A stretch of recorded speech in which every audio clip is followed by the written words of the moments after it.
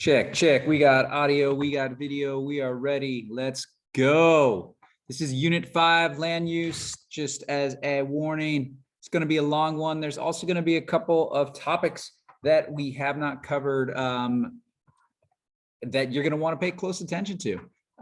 So hang in there, speed it up if you want to, slow it down, pause as needed. This is your learning experience. Unit 5 is all about land use, and land use starts with one of the first topics that we got to at the very beginning of the year, and that's the concept of tragedy of the commons, which is the idea that if you have a shared public resource, everybody uses it in their own interest, and it's degraded at the expense to everybody. Examples of this would be overgrazing on a field that isn't owned by anybody, overfishing in the oceans, which aren't owned by anybody. Water and air pollution are examples of tragedy of the commons because it's a public resources and it's depleted or degraded to everybody's harm.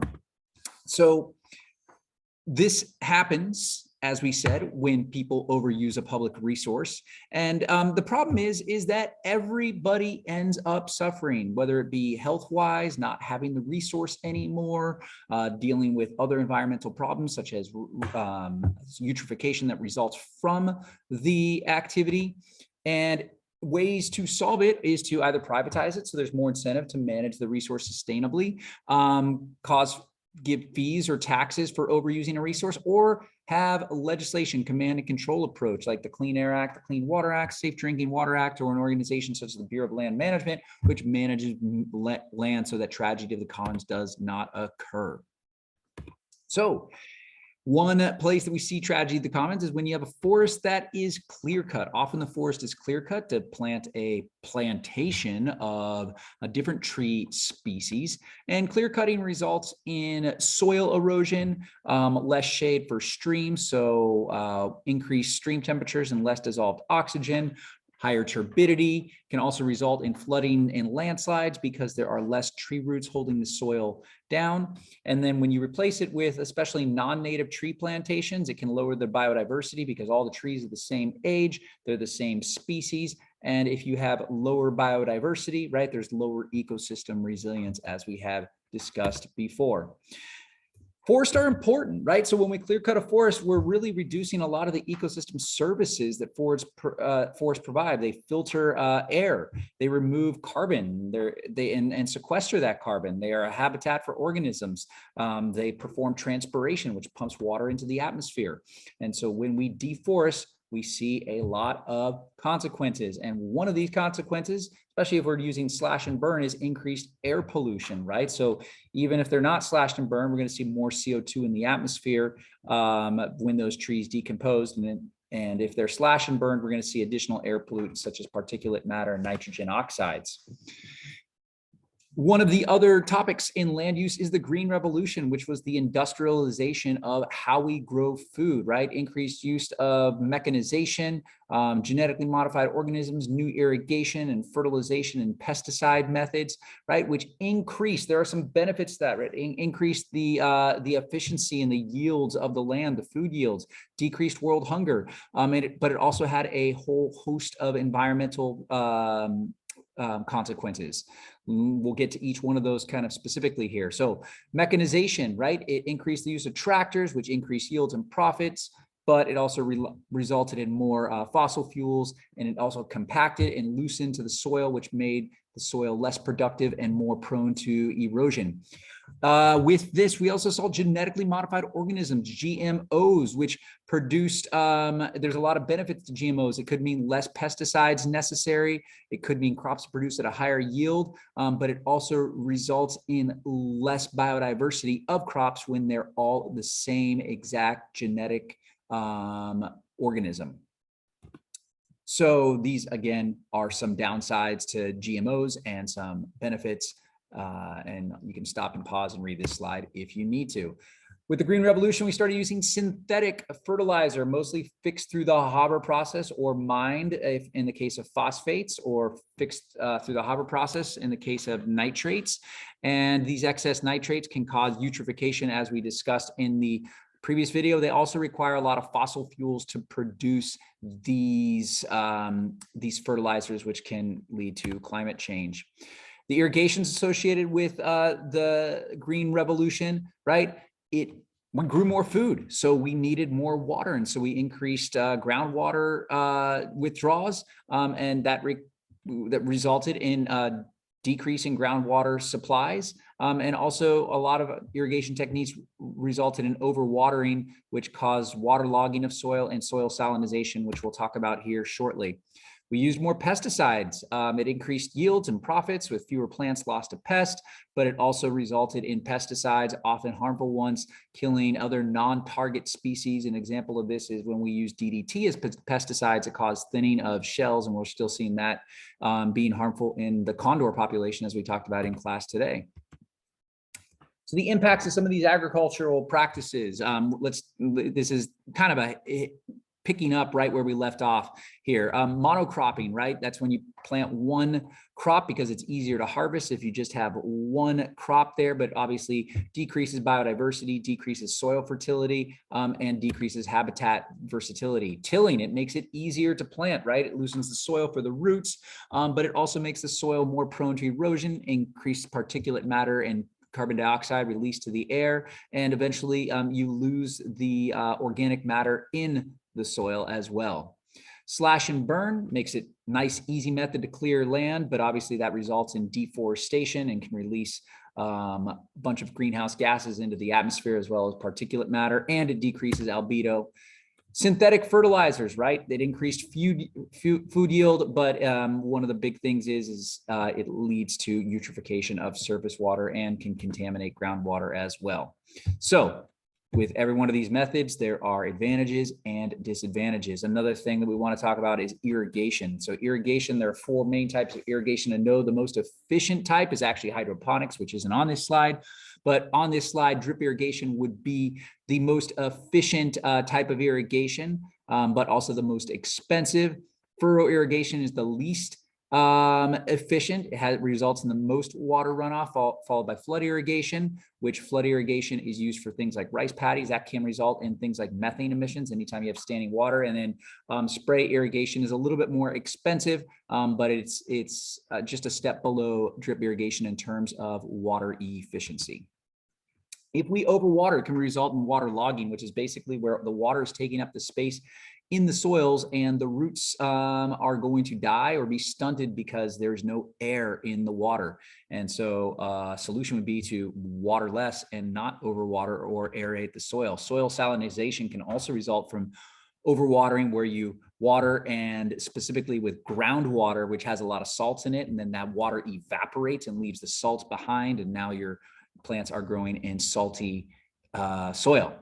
Solution for that is to, again, use drip irrigation from maybe surface water sources, or flush it out with fresh water, switch to a fresher water source.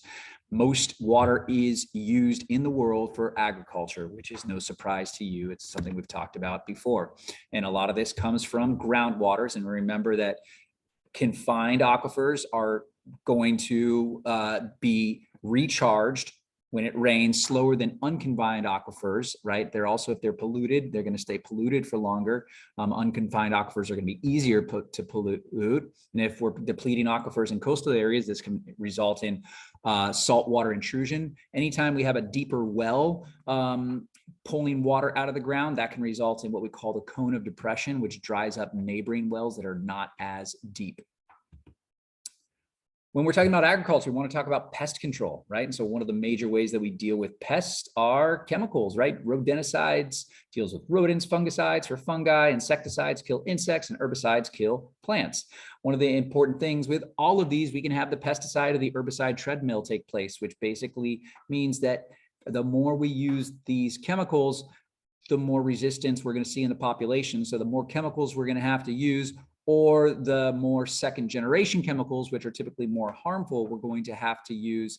And this means killing other beneficial organisms as well. And so pesticide treadmill is kind of an argument against using just more and more pesticides. And we'll get to options alternatives to pesticides here shortly. One alternative would be a genetically modified organisms that have some resistance or have something built in, like corn has the BT gene built into it, which actually produces a pesticide, which is toxic to pest.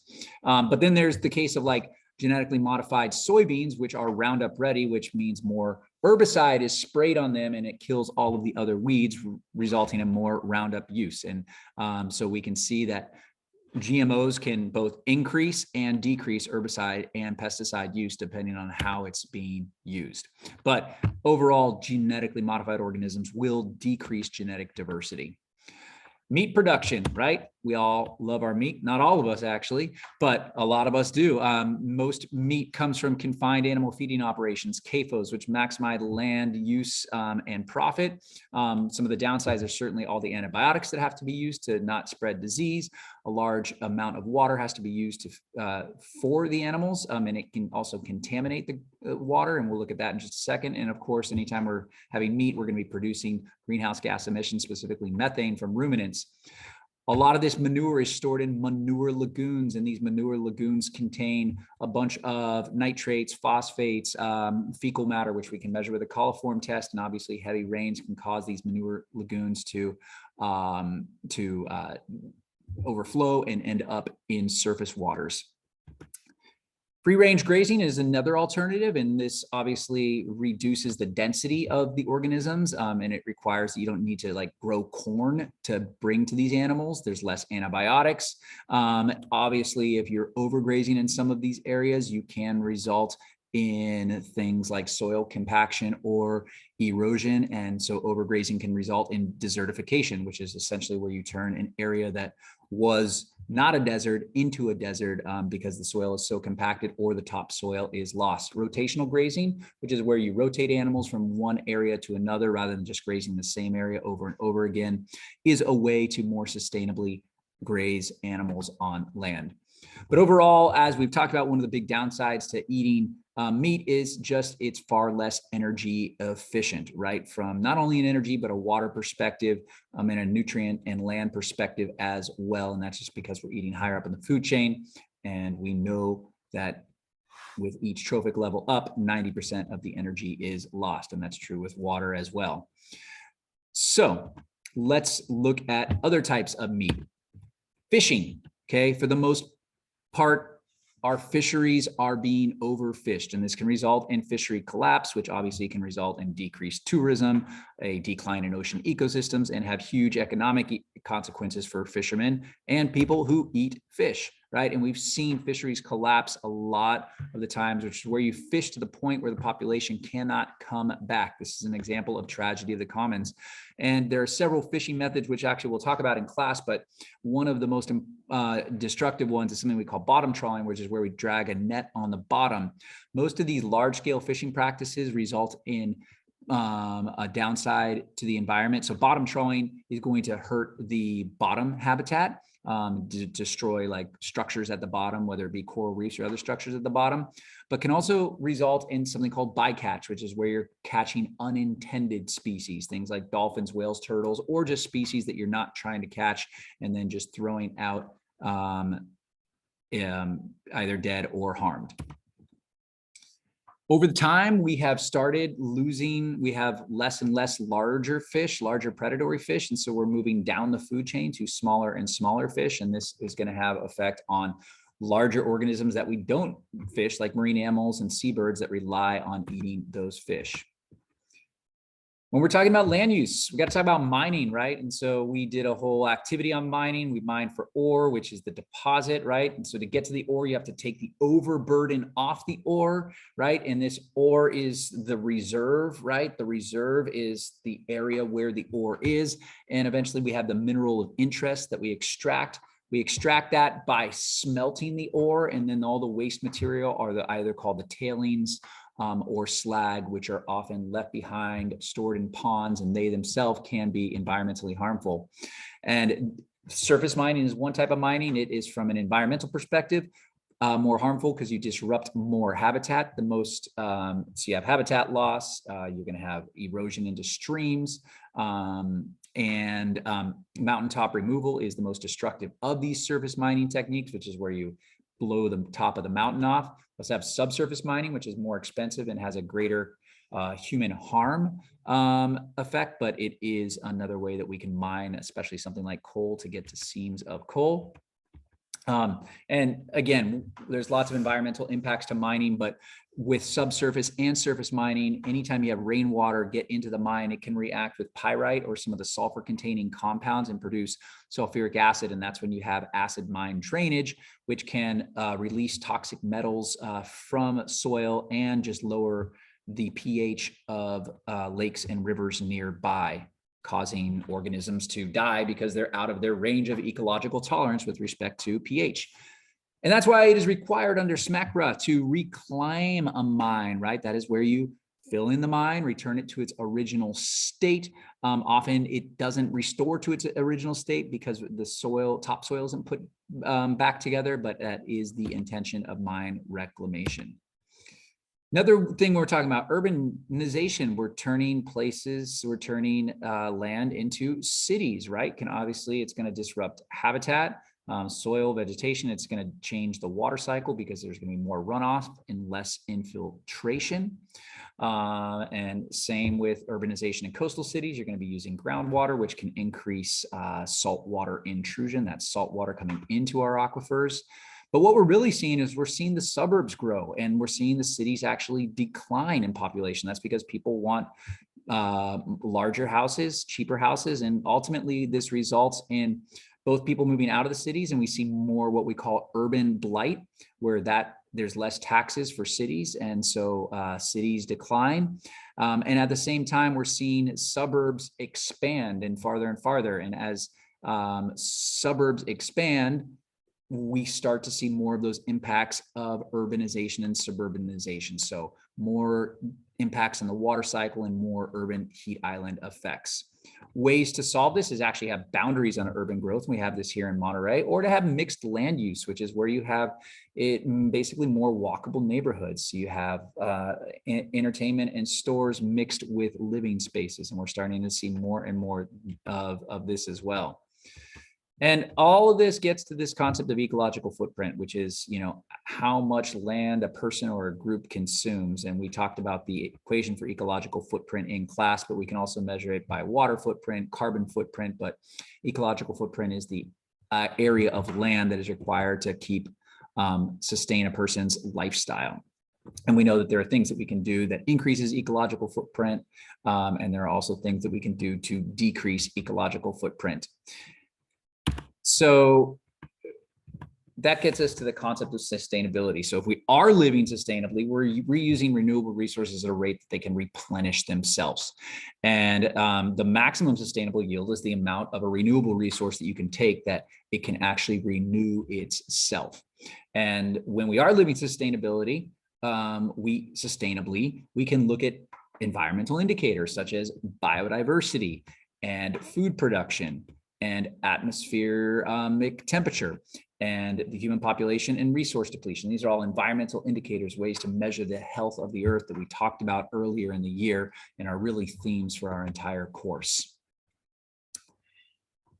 Going back to specifically to how cities change the water cycle, ways to reduce urban runoff. So remember, urban runoff is otherwise called stormwater runoff, right? Decreased infiltration. And so we're going to have runoff carrying feces, fertilizers, pesticides, oil and gasoline, and possibly salt, which obviously all of these can kill other organisms. And so ways to reduce that is to increase infiltration through things like permeable pavement, which a downside is it's more expensive, or rain gardens, or what I call bioswales, where instead of going into a sewer, the rainwater goes into habitats where it can infiltrate, or we have green roofs or cisterns. We can also have more public transportation, which means less parking lots and streets needed, which will decrease the impact. And then we can also build up and not out. Building up, not out means you're going to alter less land. And other solutions to live more sustainably under the theme of sustainability. How do we deal with pests when we're talking about growing food and pests? And one of the big ways is integrated pest management, which is where we don't just use pesticides, but we use other things as well, like biocontrols, like ladybugs, bringing them in, or attracting beneficial insects by planting things that are by planting plants that attract beneficial insects, researching and monitoring, seeing when do I actually need to use the pesticide, but rotating crops to disrupt their cycle. So these are all things that we can do to reduce our need for pesticides. But it's important to remember that integrated pest management can include some use of pesticide, right? And so these are some examples of biocontrols. Rotating crops has a number of benefits. It also benefits soil fertility, but disrupts pest cycles. Intercropping, we can put beneficial crops in between non-beneficial crops. Some drawbacks too, right? There's lots of benefits to integrated pest management, right? Less pesticides needed, so less contamination of groundwater, less human exposure to pesticides, less pesticide treadmill, but it can sometimes be more time consuming and costly than just spraying pesticides from a plane. And so this is just one of the components of sustainable agriculture. Sustainable agriculture means conserving your soil through like reducing erosion and adding organic matter through compost to the soil, maybe using mulch on the soil, right? And so some examples of conserving soil are contour plowing, which is where you contour to the same the flow of the land, terracing in steep places to reduce erosion, planting perennial crops or cover crops that can actually like hold the soil in during the non-growing season to reduce erosion, using windbreaks so that wind is not carrying soil away, doing non-till or low-till agriculture where you're not loosening the soil and it reduces organic matter loss from soil and also reduces soil erosion as well. And then rotating crops, as I was mentioning, can actually increase soil fertility because you're not constantly using the same crop pulling the same nutrients from the soil. Other ways that you can improve soil fertility are, again, green manure, aka cover crops, which increase soil fertility and reduce soil erosion. Mulch does that as well, improving soil fertility. If you have acidic soil, you can always add limestone. That makes things more basic. So it's a solution to acidifying things. And then as far as grazing goes, you know, if we do rotational grazing, as we talked about earlier, which is where you're not always having the same livestock in the same area, that can actually lead to even increase in soil fertility if the animals are pooping in the places they're adding organic matter to the soil. We're almost done here. Aquaculture, that is fish farming. It reduces the amount of space you need for fish species. It requires less water and space, and it reduces pressure on wild fish populations. One of the downsides to aquaculture, though, is that you need to use antibiotics, and those get out there. Often these non-native species that are farmed can escape into streams and compete with native species. And also a lot of these diseases can be introduced to the wild fish themselves. We often see this with salmon farming, for example. And we talked about some non-sustainable forestry methods such as clear cutting and slash and burn, but we can do more ecologically sustainable forestry, which is where we do things like selectively cut trees, or we plant trees that are the native species, or we do things like replanting some of the same species that are being logged, or maybe using recycled wood, right? Using things that are not raw virgin materials, or reforesting trees in certain areas, or selectively removing trees that are maybe diseased, for example. And anytime we're talking about sustainable forestry, we do want to talk about what we do with fires. For a long time, we just suppressed fires, which led to more biomass buildup. And that means when we have fires, they're just really, really big fires. And so that's why we're really starting to lean towards more and more prescribed burns, which is where we burn small areas at a time so we reduce biomass buildup, or we take out certain trees so that we reduce biomass buildup. And in addition to reducing biomass buildup, which makes forest fires smaller, this also promotes nutrient cycling anytime we have fires. I know that was a long one. That was a lot of sections on a lot of things, but that's it. I hope that was helpful. And again, go back. These slides are all available to you. The link to this are Smeed's slides. He does a fantastic job with these. The link is on the review document. Thank you all very much, and I'll catch you up when we get to Unit 6.